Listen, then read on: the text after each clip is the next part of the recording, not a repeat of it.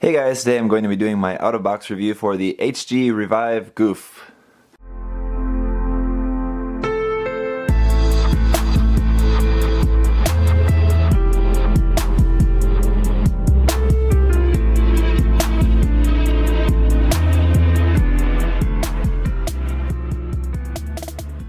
And yes, this time really is the out-of-box review, whereas in the unboxing I said that by mistake.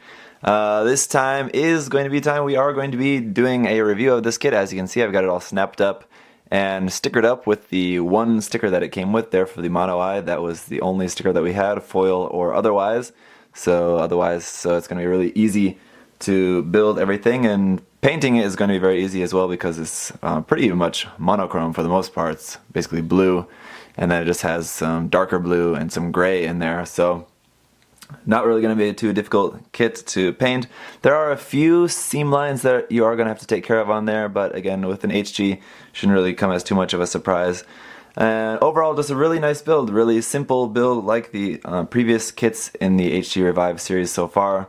With the Freedom was admittedly a little bit more complicated just because it's due to its design, but like the gun cannon and the RX-78-2 Gundam, all these mobile suits from the first series and the Cubile, I guess, as well, have all been relatively simple but very effective in their design, so I think really nicely engineered. I'll give you a look around here. Proportions wise and just the overall exterior look of it is going to be looking really nice as well.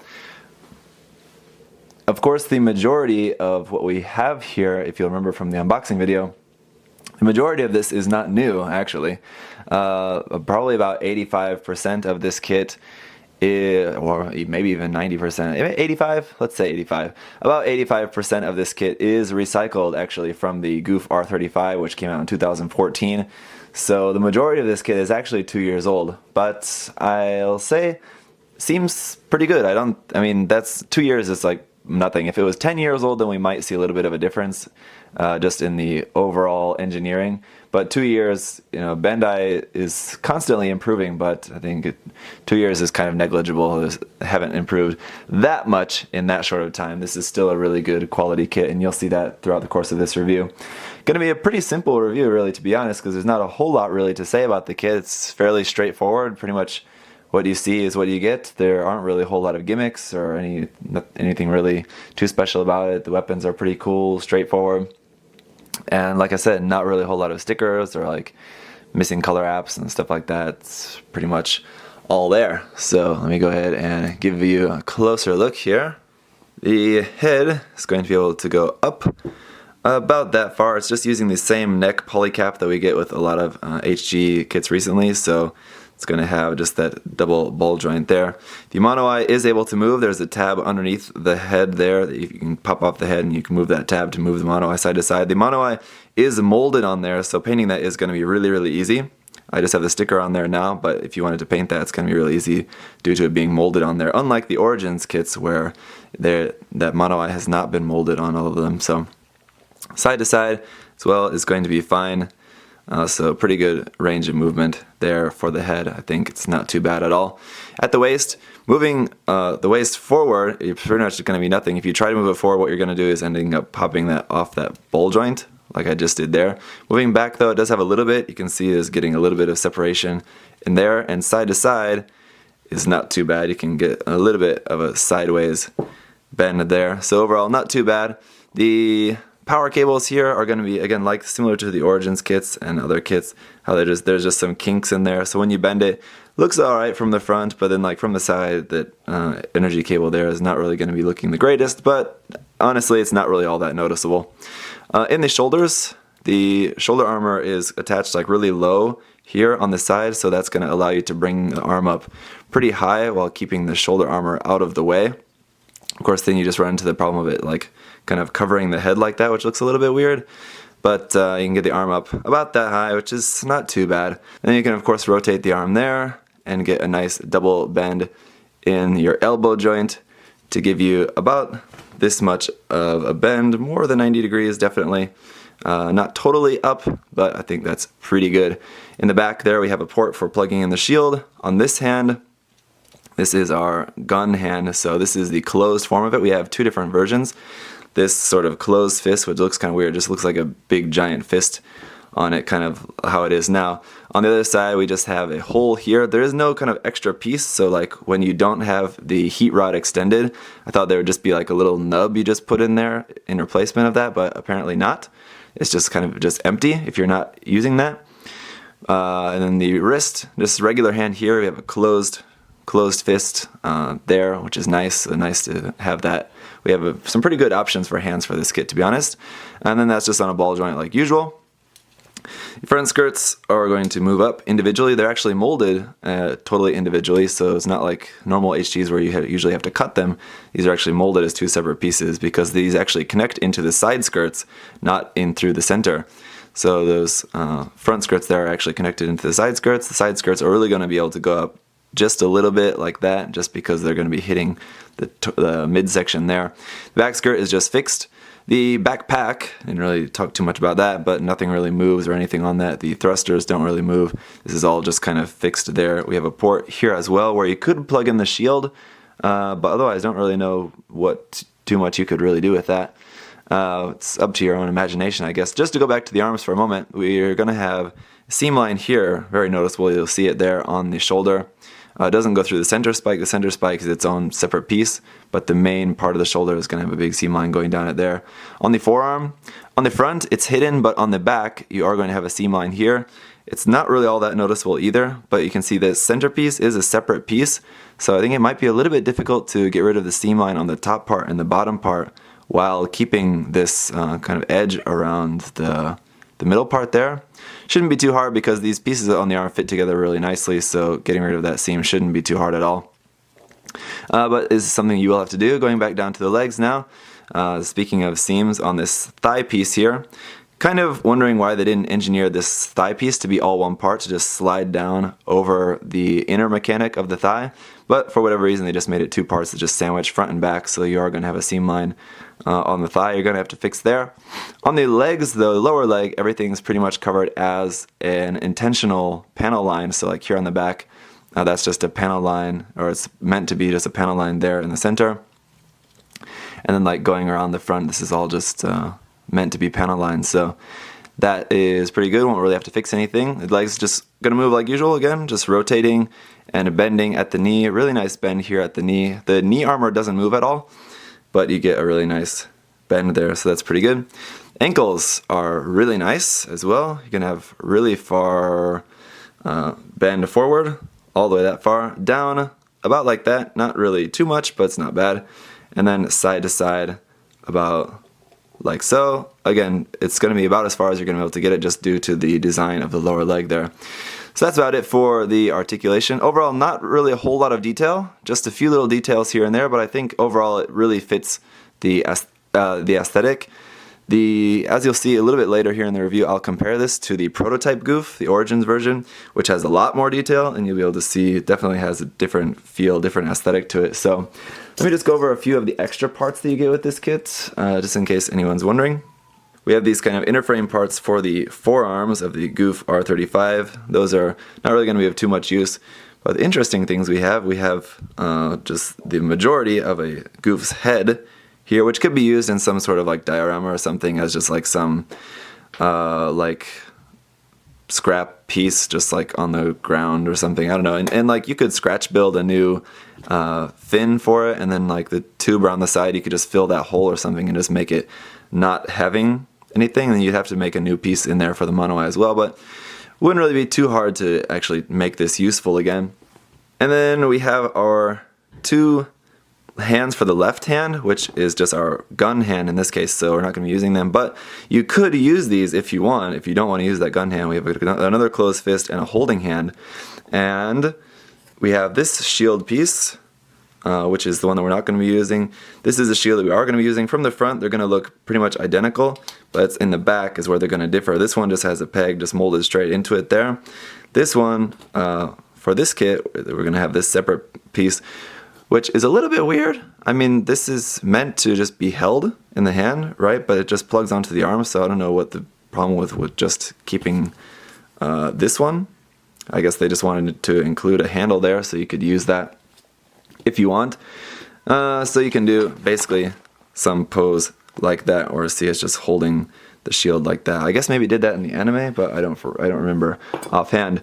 Then getting back to just our normal accessories, you saw the shield, and now then we have a just regular gun hand. This one is articulated. The fingers will move like that, and then the thumb will move just on a ball joint, so that will move around in different ways. Now, as you can see, the fingers here are all on their own separate ball joints. So that means you could cut these fingers all, and like each finger is plugged in individually.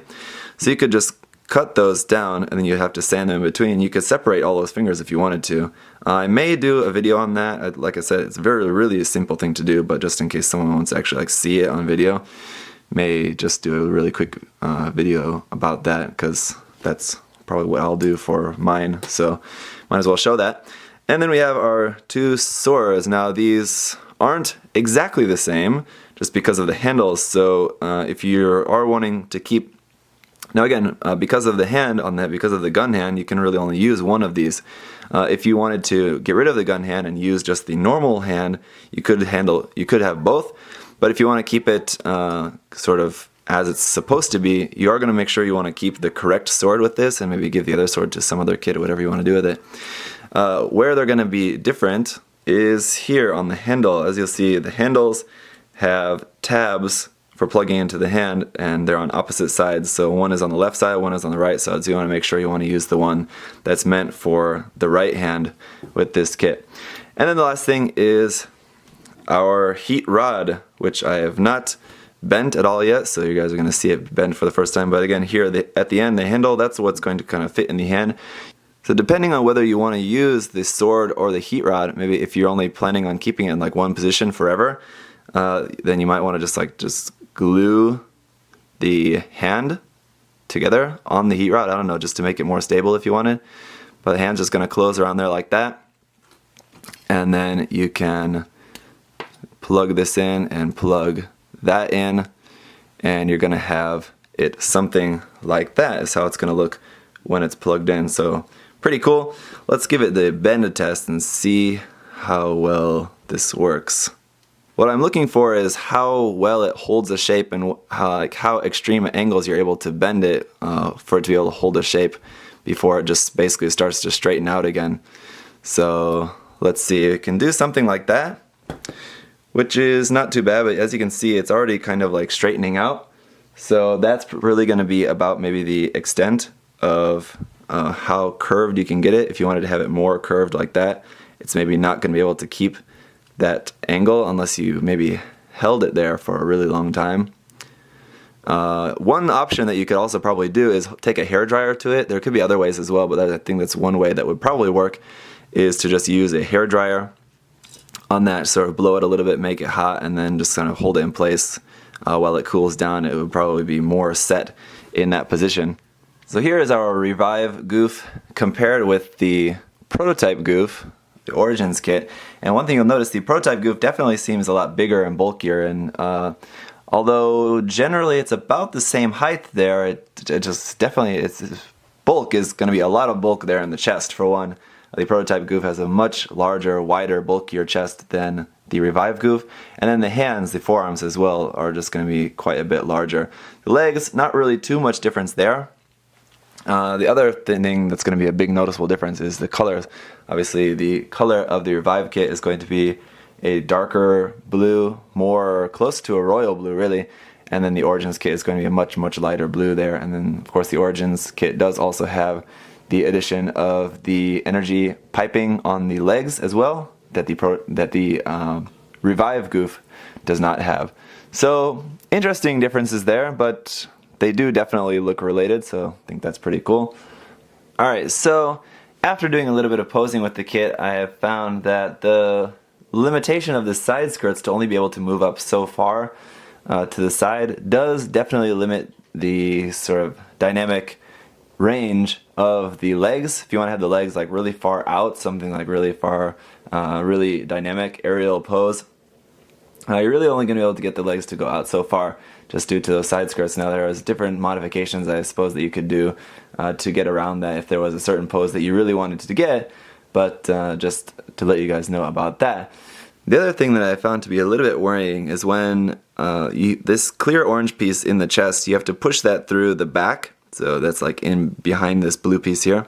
When I push that through, on the sides here, and just this little blue bit there on the sides of these clear orange kind of windows, I got a little bit of a stress mark there. So it's a little bit worrying, just makes me think that that piece just like doesn't quite really fit in there correctly or something.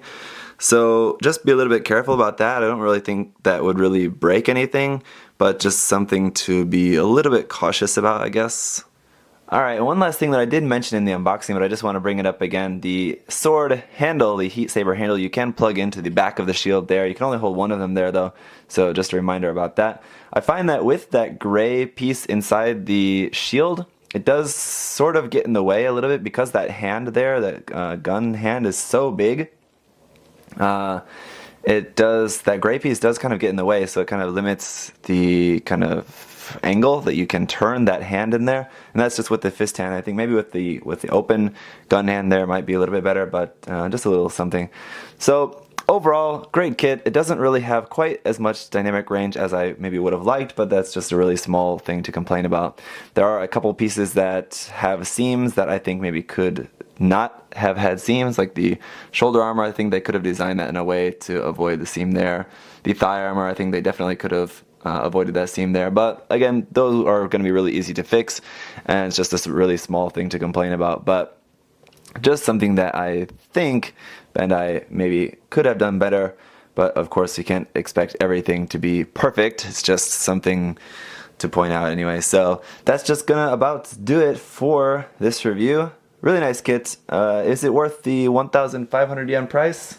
Well, I think if you're a fan of the Gouf, this is probably undoubtedly the best version in 1/144 scale that we have at the moment. If we ever get that HG Gouf that we saw the line art for many years ago, that may be a contender for the best 1/144 scale Gouf, but at the moment I would say this is probably the best, unless you wanted something more like the Gouf R35, which is just a little bit different taste to it, where this one is kind of the more simple, elegant, kind of old school more look to it. The Gouf R35 is definitely a more sort of like full armor version of this, I guess you could say. So that would be depending on personal taste, but if you want to stick to like the original Gouf or something like that, more closer to the original Gouf, this is probably the best HG kit. But that's not to say that the Origins kit is not bad, because the Origins kit is also really quite nice. But again, that may just be up to your personal taste of what you want to go for. So thank you guys so much for watching. If you do have any other questions or comments about this kit, feel free to leave those down below. Until next time, guys, I'll see you later. Goodbye.